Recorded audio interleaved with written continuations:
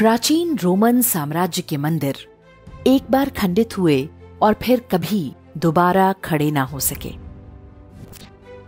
यूनान में उनकी देवताओं को शैतान बताकर मंदिर ध्वस्त कर दिए गए, तो फिर कभी बन नहीं सके। ज्यूज, डायोनाइसिस और अपोलो को अब कोई नहीं पूजता। मिस्र की महान सभ्यता एक बार तहस नहस हुई तो दोबारा संवर नहीं पाई। आज केवल उसके अवशेष ही बाकी हैं। फारस के आताशगाहों की अखंड अग्नि एक बार बुझा दी गई तो दोबारा उन्हें जलाने के लिए कोई नहीं बचा। मेसोपोटामिया की सभ्यता पर केवल एक बार सिकंदर ने आक्रमण किया और वो एक झटके में समाप्त हो गई। उनके देवताओं के अब कोई नाम भी नहीं जानता।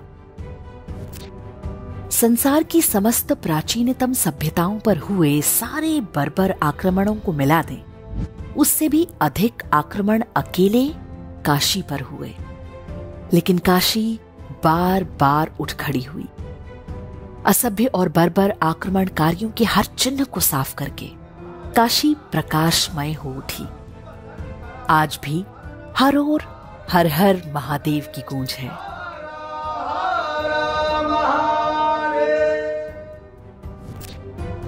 संसार के सारे असभ्य मिलकर भी सभ्यता का नाश नहीं कर पाते। धर्म कभी भी समाप्त नहीं होता। धर्म के कार्य के लिए ईश्वर कब किसका चयन करेंगे ये कोई नहीं जानता। इतिहास में इसके ढेरों उदाहरण भरे पड़े हैं। मोहम्मद गोरी और कुतुबुद्दीन ऐबक ने काशी का विध्वंस किया, तब जानते हैं कि वहां के मंदिरों और घाटों का पुनर्निर्माण किसने कराया? कन्नौज नरेश जयचंद के पुत्र राजा हरीशचंद्र ने। और वो भी तब जब चंदावर के युद्ध में वो गोरी की सेना से पराजित हो गए थे। सिकंदर लोदी के समय हुए ध्वंस को ठीक कराया अकबर के दरबार में रहने वाले राजा मानसिंह और राजा टोडरमल ने।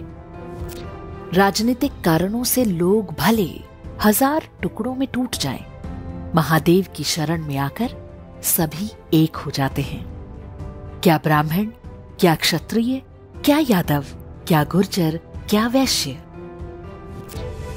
काशी विश्वनाथ मंदिर को औरंगजेब ने तोड़वाया तो एक दीवार छोड़ दी, इसलिए ताकि काशी आने वाले तीर्थयात्री इस अपमान को सदियों तक अनुभव करते रहें। अपवित्र और खंडित हो चुका ज्योतिर्लिंग हिंदुओं की हार का स्मारक बन गया। किंतु आसुरी मानसिकता का उत्तर कोई दैवीय सभ्यता कैसे देती है, ये भी ध्यान देने योग्य है।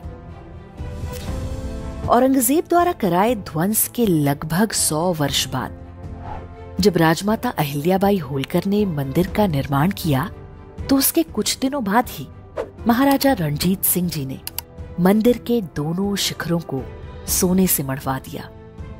दिल्ली में बैठे मुगलों की आंखों के सामने मंदिर पर 22 मन सोना चढ़वाकर दिखा दिया कि लुटेरों की सेंधमारी से महान सभ्यताओं का वैभव समाप्त नहीं होता।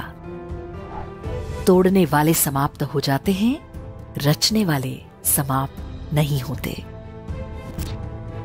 अयोध्या में वर्ष 1528 में बाबर ने जब भगवान श्री राम के जन्मस्थल पर बने विशाल मंदिर को ध्वस्त करा के एक शैतानी ढांचा खड़ा किया, तो उसने भी नहीं सोचा होगा कि ये युद्ध अभी समाप्त नहीं हुआ। 500 वर्ष तक हिंदू निरंतर संघर्ष करते रहे। अंततः खंडहरों के नीचे से भगवान श्री राम का भव्य मंदिर उठ खड़ा हुआ।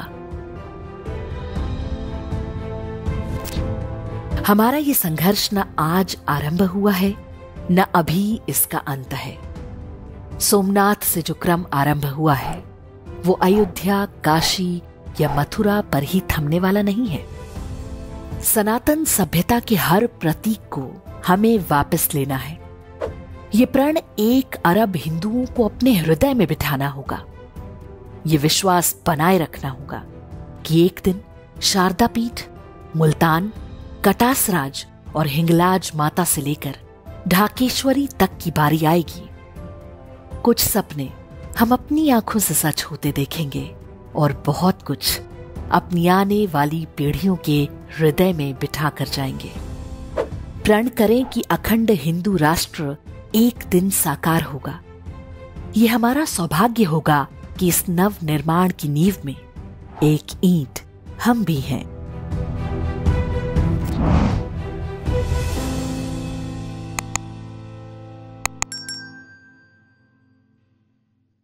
इंडेक्स ऑनलाइन के वीडियो समाज को समर्पित हैं। आप इनको डाउनलोड करके जैसे चाहे वैसे प्रयोग कर सकते हैं। चाहे तो आप हमारे टेलीग्राम चैनल से जुड़ सकते हैं। वहां सारे नए पुराने वीडियो आपको मिल जाएंगे। हमारे सोशल मीडिया लिंक हर वीडियो के डिस्क्रिप्शन में होते हैं। हमारा एकमात्र उद्देश्य हिंदू समाज को जागृत और एकजुट करना है। इसमें सहभागी बने। धन्यवाद।